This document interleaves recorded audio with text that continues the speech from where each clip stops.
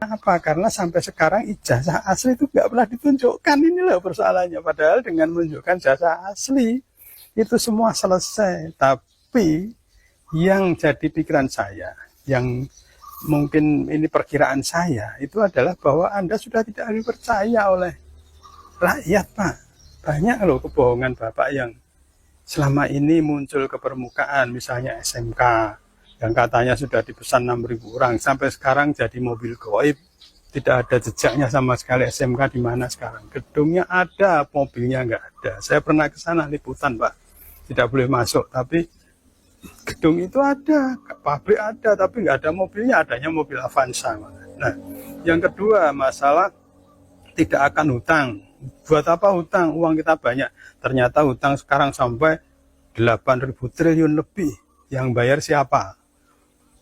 Ekonomi kacau, lalu membangun IKN katanya tidak pakai APBN, ternyata APBN jebol gara-gara IKN juga.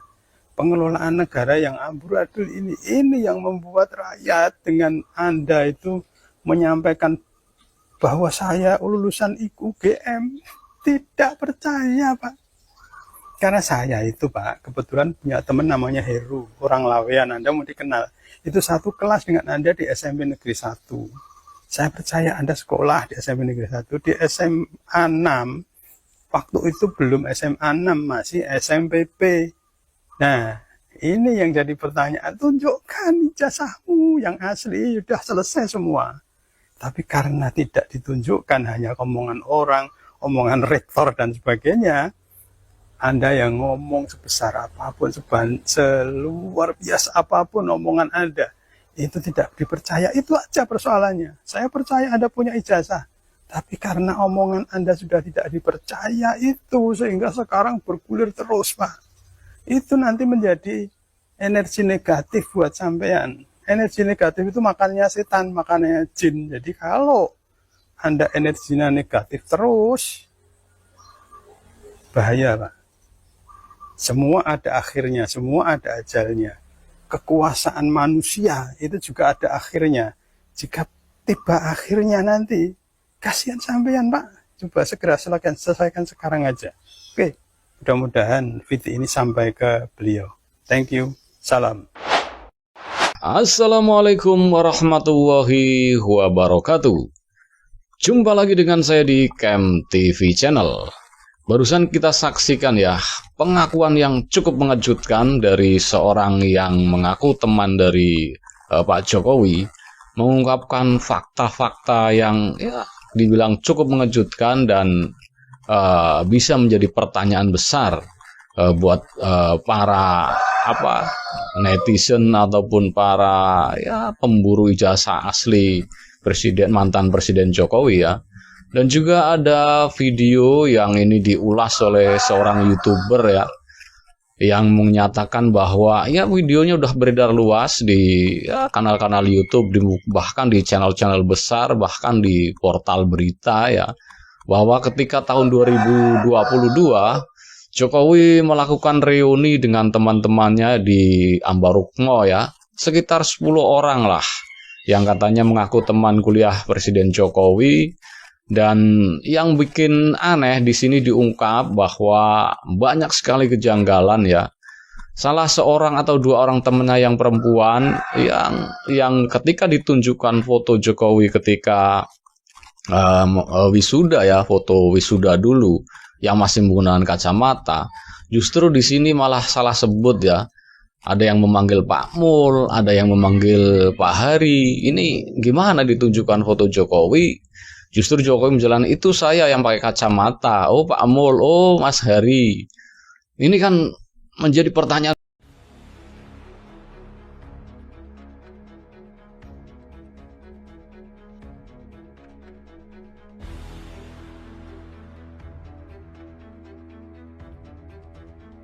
Walaupun APBN naik, tetapi iya kamu paham utang negara nggak, konsepnya kayak gimana? Emang utang negara disamain kayak utangmu gitu?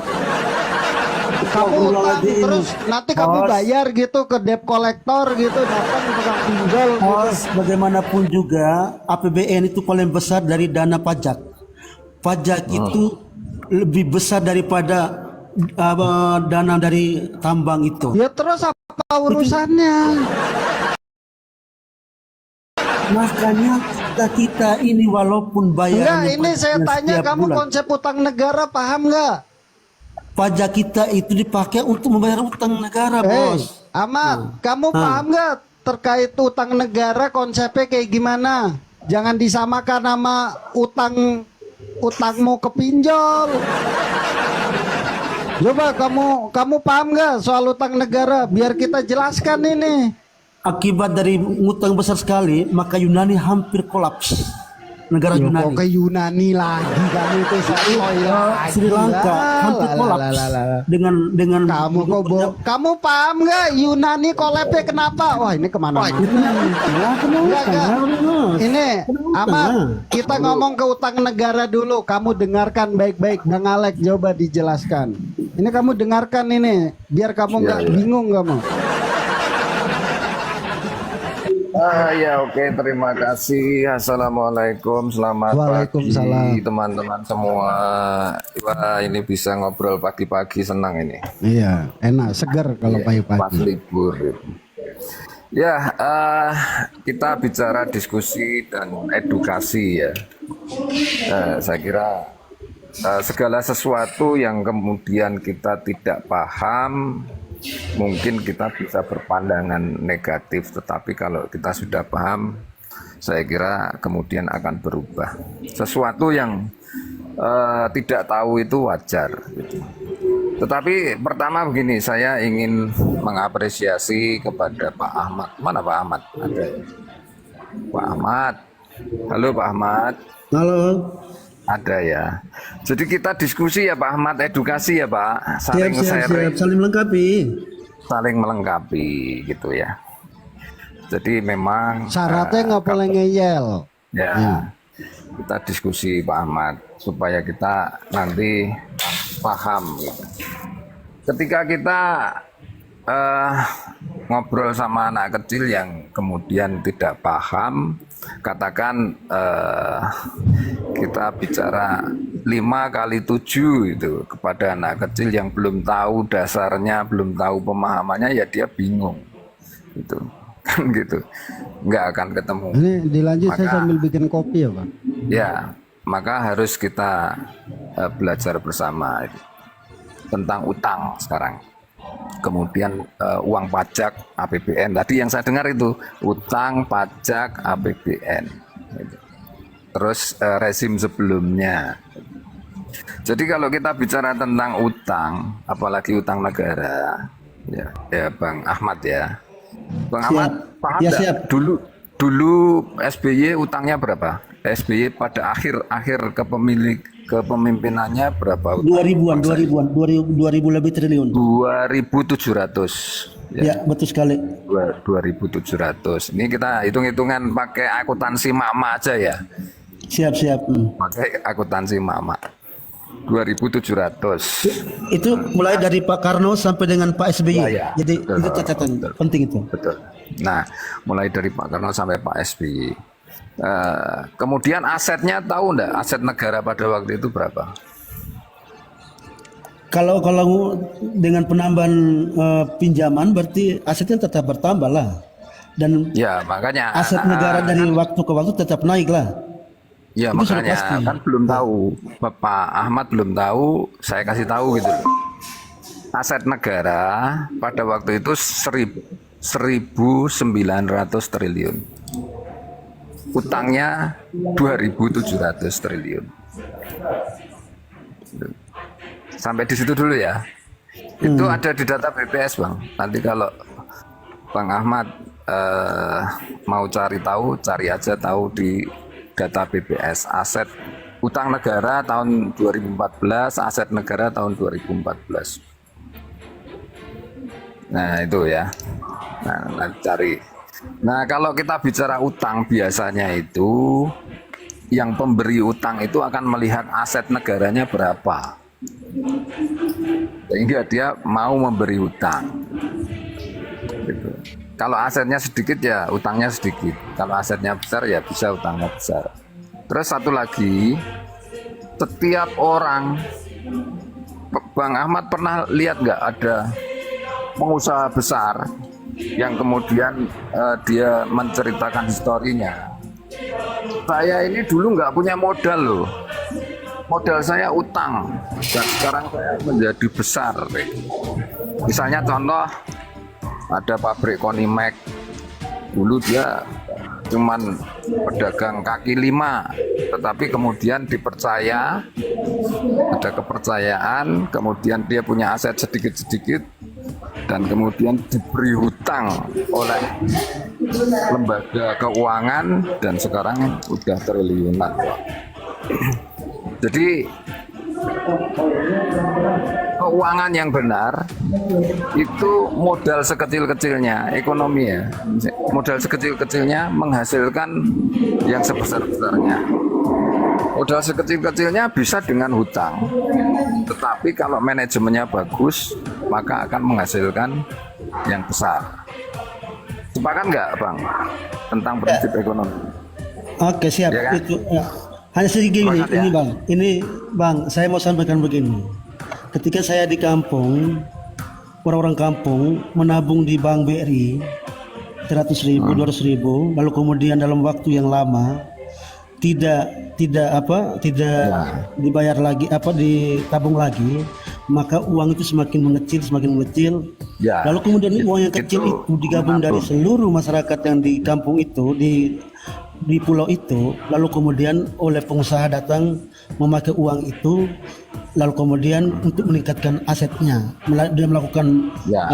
jadi Makanya melakukan transaksi dari pihak bank dengan dia, akhirnya Makanya. dia mendapatkan kepercayaan, lalu kemudian dengan kepercayaan itu dia melakukan bisnis kegiatan. Jadi gini Bang proyek. Ahmad, biar saya teruskan dulu nanti. Saya teruskan dulu. Jadi gini, menabung dengan usaha kan berbeda. Gitu. Jadi tadi Bang Ahmad kan bilang menabung sedikit-sedikit, tetapi pengusaha, jadi memutarkan uangnya kan lebih leluasa. Gitu. Beda.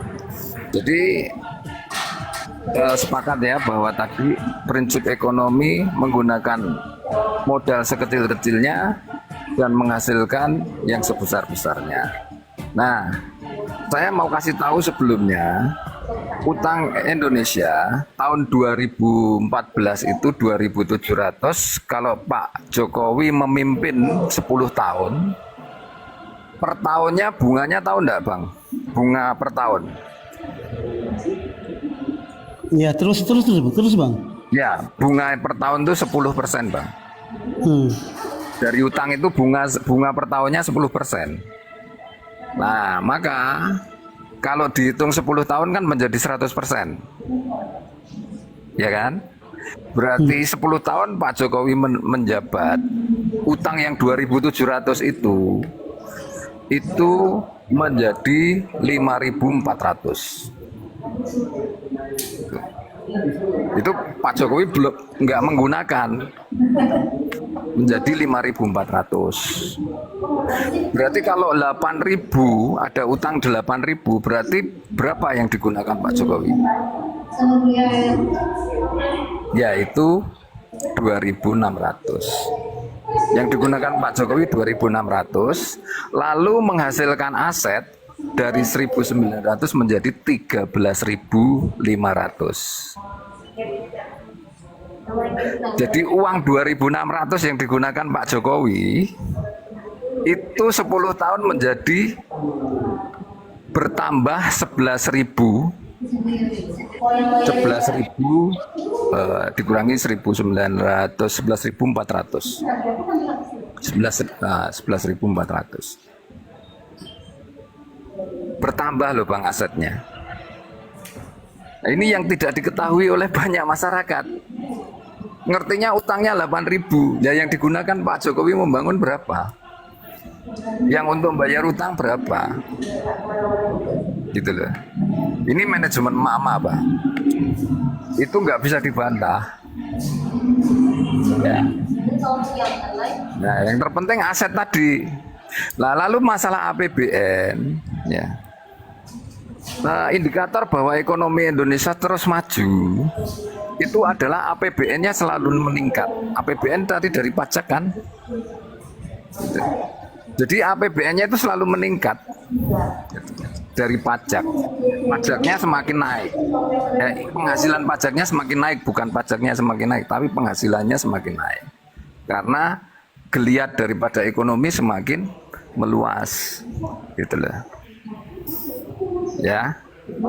Terus kalau melihat sekarang indikator bahwa ekonomi morat-marit, nah, dari pertumbuhan ekonomi di waktu 2014 itu memang 5,02, gitu, 5,02. Tetapi itu stagnan garis lurus sampai 2019. Kenapa? Karena Pak Jokowi pada waktu itu banyak menggunakan modal untuk membangun infrastruktur. Katakan kalau orang itu membangun itu belum ada uang masuk, itu membangun fondasi dan instrumen. Jadi yang ada uang keluar terus. Nah, 2014-19 itu stagnan. Belum sempat menikmati hasil, kena COVID, Bang. Semua global, ekonomi global. Nah, karena fondasi ekonomi Indonesia sudah cukup bagus,